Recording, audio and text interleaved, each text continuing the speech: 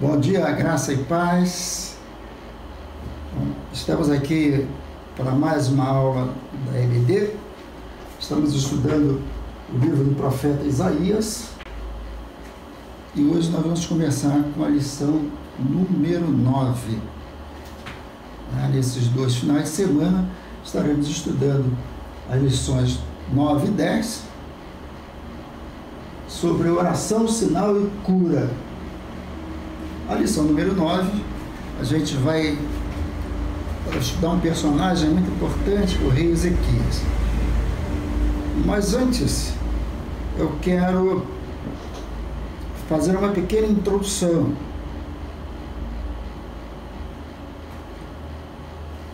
Dentre os livros proféticos, Isaías é o mais emblemático.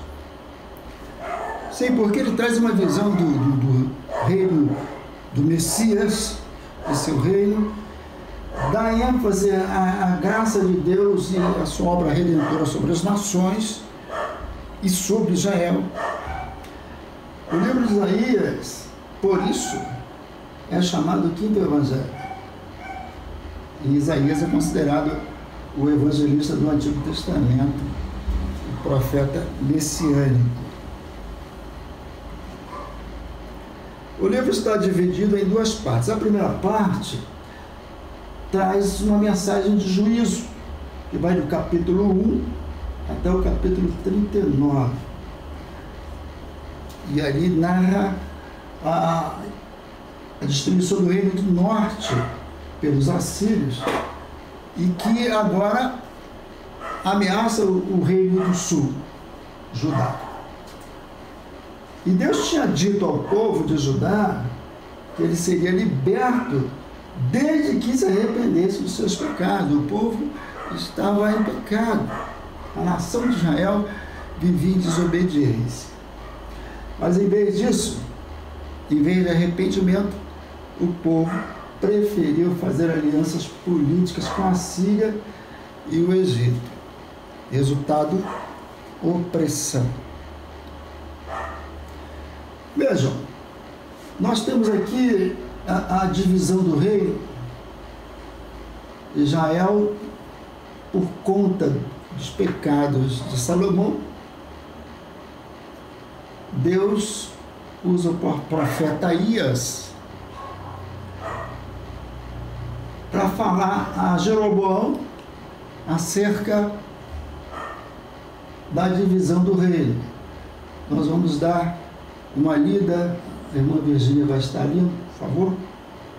1 Reis, capítulo 11, versículo 29. Por esse tempo, saindo Jeroboão de Jerusalém, encontrou o profeta Isaías, o silonita, no caminho. Este usava uma capa nova. Os dois estavam sós no campo. E Isaías pegou a capa nova que tinha sobre si e rasgou em 12 pedaços. Então disse a Jeroboão: toma para ti os 10 pedaços, pois assim diz o Senhor Deus de Israel: vê, rasgarei o reino da mão de Salomão e a ti darei as 10 tribos. Porém, ele terá uma tribo por amor de Davi, meu servo, e por amor de Jerusalém, a cidade que escolhi dentre todas as tribos de Israel. Então, irmãos, Deus usou o profeta Isaías, profetizou a divisão do reino. E aqui nós temos o mapa de Israel, a parte azul, o reino do norte, ou o reino de Israel, podemos chamar também de Israel o reino do norte, ficou com 10 tribos sob o comando de Jeroboão. E o reino do sul, a cor amarela, que ficou com Roboão, o filho herdeiro de Salomão, a sua descendência de Davi. Uma tribo, incluindo Judá, 12 tribos. Amém? Na segunda parte do livro de Isaías, a ênfase da mensagem de esperança. O profeta vai falar de esperança a partir do arrependimento de Israel. Deus ele dá uma mensagem de esperança. E apesar da indignidade de Judá, Deus promete que vai tirá-lo do cativeiro babilônico. Nós vimos de início que o reino do norte ele foi destruído pelos assírios, e agora os assírios ameaçam o reino do sul, Judá. Isaías também ele profetizou sobre o milagre da redenção do servo sofredor, Jesus, o Messias, e a sua vitória cósmica, culminando com um novo céu e nova terra. O propósito e contexto do livro de Isaías. O propósito era confrontar o povo de Judá com o seu pecado e pecado e negação, e inspirá-lo a reconstruir sua vida com base nas promessas de Deus. Esse é o propósito do livro. E o contexto em que se dá essa narrativa é a terra de Judá, isso antes da destruição pelos babilônicos. O autor, obviamente, Isaías. O nome Isaías significa Jeová é salvação. Isaías era filho de Amós, irmão do rei Amazias. Segundo a tradição, Isaías viria a ser primo do rei Uzias. Isaías era casado, ele tinha 2 filhos, um chamava-se Sear-Zerube, cujo significado é um remanescente voltará. Está lá em Isaías 7:3. E Maer-Salal-Hasbaz, que significa rápido até os despojos, veloz é a presa. Esses nomes estão associados à profecia. Após o cativeiro, após a destruição, há um remanescente. O inimigo aparece com velocidade. A data 740 a 680 a.C. Isaías profetizou durante os reinados dos reis de Judá: Uzias, Jotão, Acais e Ezequias. E agora a gente já entra na lição propriamente dita, lição número 9. O propósito da lição, segundo o autor, é examinar um período difícil e dramático da vida de Ezequias, entender os efeitos positivos da oração, mesmo em tempo de crise, e estimular o crente, o cristão, para uma vida diária de oração. Um pouco de Ezequias. Ezequias era filho de Acais, rei de Judá. Ele sucedeu a Acais. Acais foi um rei que não observou os mandamentos do Senhor, fez associação com povos pagãos. O seu governo foi um desastre. Ezequias, ele começa a reinar com 25 anos de idade. Reinou durante 29 anos em Jerusalém. Jerusalém era a capital de Judá, capital do reino do sul. E Ezequias fez o que era reto aos olhos do Senhor. E eu faço parênteses aqui. Sempre que o rei, a autoridade política, fazia reto, cumpria os mandamentos, estatutos e juízos do Senhor, o reino prosperava, o povo prosperava. Do contrário, o povo sofria, era oprimido. E percebem também que na configuração política ou sociopolítica, nós tínhamos o poder, havia o poder político, o rei, o poder eclesiástico, o sacerdote, e nesse caso aí o profeta Isaías, o profeta, ele intermediava o homem, a sociedade e Deus. Ele recebia as mensagens de Deus e entregava ao povo, ao rei. Ezequias promoveu ampla reforma no reino de Judá. E, detalhe, ele confiou no Senhor. Segundo Reis 18, de 5 a 7. Tem aí, irmã Virgínia? Sim. Por favor.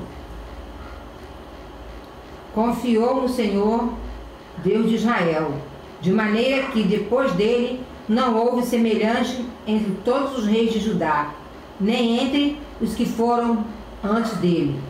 Ele se chegou ao Senhor e não deixou de segui-lo, guardou os mandamentos que o Senhor tinha dado a Moisés.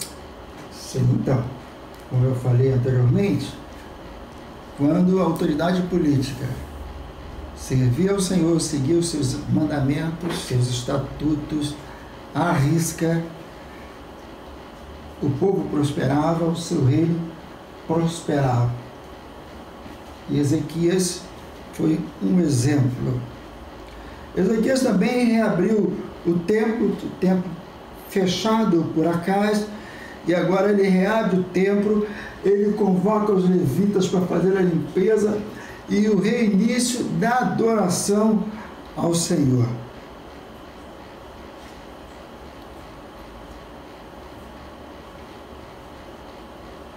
Porém, irmãos, a partir daí, eu quero fazer um parênteses sobre isso. Quando nos colocamos diante do Senhor com fidelidade, o inimigo de nossas almas, obviamente, não vai estar contente e vai tentar nos perseguir a todo tempo. Vimos anteriormente que Senaqueribe, o rei da Síria, ele manda recado, ele já tinha conquistado todas as cidades de Judá e agora ele quer conquistar Jerusalém. E ele manda recado para o rei Ezequias. O rei não é ameaçado. Há duas ameaças. No capítulo 36 de Isaías, no capítulo 36, Senaqueribe manda o comandante de seu exército, o Rabizaque, ele vai até o rei Ezequias, a Jerusalém, e faz ameaças terríveis. Rabizaque era comandante prepotente, assim como Senaqueribe. Como ele havia vencido vários reis, ele considerava-se como vencedor e que venceria também a Judá. E no capítulo 36 há essas ameaças. Eu gostaria que a irmã Virgínia lesse, por favor, capítulo 36, versículos 1 e 2. 36 de Isaías.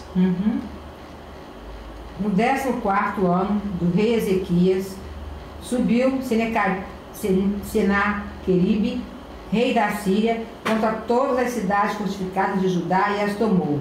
Então o rei da Síria enviou Rabizaque de Laquis a Jerusalém, ao rei Ezequias, com grande exército, quando ele parou no arqueduto da piscina superior, que está junto ao caminho do campo do lavandeiro. Saíram a ter com ele Eliaquim, filho de Euquias, o mordomo, Sebna, o escrivão, e Joá, filho de Asaf, o cronista. Ok. Vejam, a audácia, a arrogância de Senaqueribe e seu comandante. Ele sai, ameaça, né? O primeiro escalão, eu chamo de primeiro escalão, o primeiro escalão de Ezequias, Eliaquim, Sabra e alguns anciãos, pedem para que Abisaquer fale numa outra língua e não a hebraico, porque senão todo o povo ouviria, e o arrogante do Abisaquer falou em hebraico, todo mundo ouviu, para ameaçar. E da mesma forma, o inimigo de nossas almas, com a sua arrogância, ele quer nos ameaçar a todo instante e nos amedrontar, mas não devemos temer. Não devemos temer. Ezequias, diante dessa ameaça, Ezequias consulta a Deus. Capítulo 37, versículo 1. Uma vizinha vai ler, por favor? Isaías 37, 1, diz o livramento de Jerusalém. Versículo 1. Quando o rei Ezequias ouviu isto, rasgou as suas vestes, cobriu-se com pano de saco e entrou na casa do Senhor. Então, irmãos, diante da ameaça do inimigo, não há caminho mais excelente do que você entrar na casa do Senhor, ir para o altar do Senhor, colocar-se diante do altar do Senhor e clamar a Ele. Ezequias fez isso, entrou na casa do Senhor, diz a palavra, e logo o Senhor respondeu através de Isaías. Nós temos Deus responde, já manda o recado. 37, capítulo 37, versículos de 6 a 7, por favor. Disse-lhe Isaías: assim direis a vosso amo, assim diz o Senhor, não temas, à vista das palavras que ouviste, com as quais os servos do rei da Síria de mim blasfemaram. Porém neles um espírito, e ele ouvirá certo rumor, e voltará para a sua terra, e ali o farei cair morto à espada. Então, irmãos, uma vez que Ezequias entrou no templo, clamou ao Senhor, a resposta do Senhor veio através do profeta. E mais, Deus disse que colocaria um espírito em Senaqueribe, ele voltaria para a sua terra e lá ele seria morto. Nós vamos ver daqui a pouco. Ele foi morto pelos seus filhos, quando adorava a um Deus pagão. Num segundo momento, após Abisaquer receber a notícia, a mensagem do profeta, ele volta, vai falar com Senaqueribe em Laquis. E Senaqueribe faz uma segunda ameaça.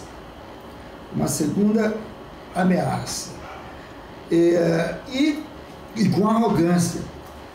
E a partir dessa ameaça, mais uma vez, o Senhor fala através de Isaías, capítulo 37, versículos 14 a 20.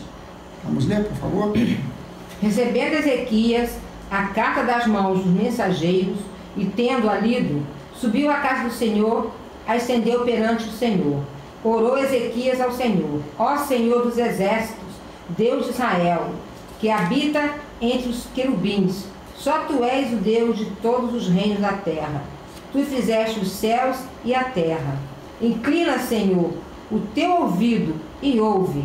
Abre, ó Senhor, os teus olhos e olha. Ouve todas as palavras de Senaqueribe, as quais ele mandou para afrontar o Deus vivo. Verdade é, ó Senhor, que os reis da Síria assolaram todos os países e as suas terras, e lançaram no fogo os deuses deles, porque deuses não eram, mas obra de mãos de homens, madeira e pedra, por isso destruíram. Agora, ó Senhor nosso Deus, livra-nos da sua mão, para que todos os reinos da terra conheçam que só tu és o Senhor. Glórias a Deus.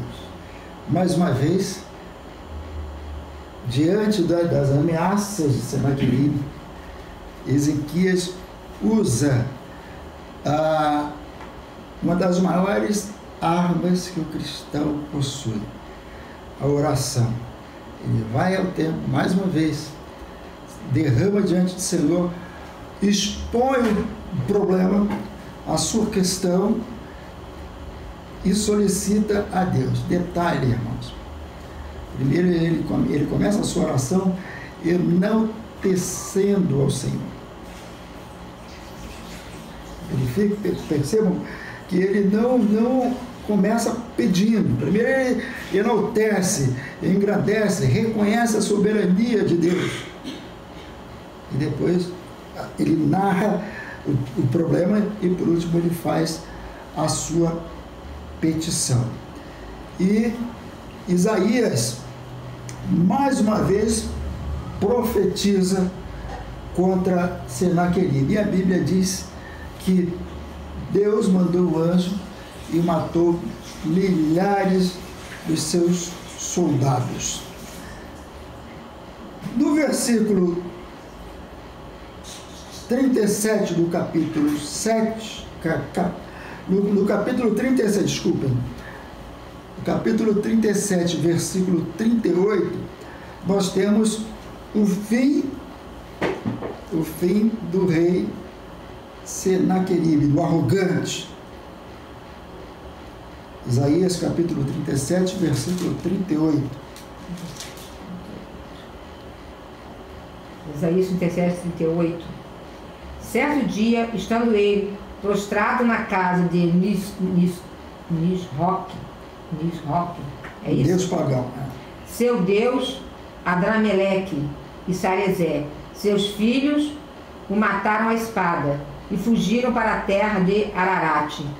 E Esar-Adom, seu filho, reinou em seu lugar. Então, irmãos, há uma oração poderosa, que é o coração contrito, Deus não deixa de atender. E esse arrogante morreu. Eu quero aproveitar para citar alguns versículos sobre oração para reforçar a nossa aprendizagem. A irmã Virgínia vai citar o versículo e vai ler cada um pausadamente, por favor, prestem atenção. Mateus 7,7. Pedi e dar-se-vos-á, buscai e encontrareis, batei e abrir-se-vos-á. Mateus 26,41.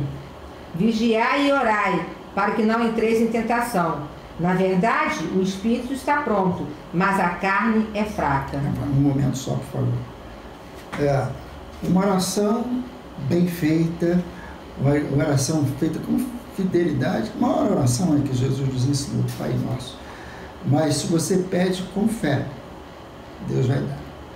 Se você buscar, a porta vai ser aberta. Você bate, ela vai ser aberta. Buscar, você vai encontrar. Mas tem que fazer com fidelidade, no caso do rei Ezequias. Pois não?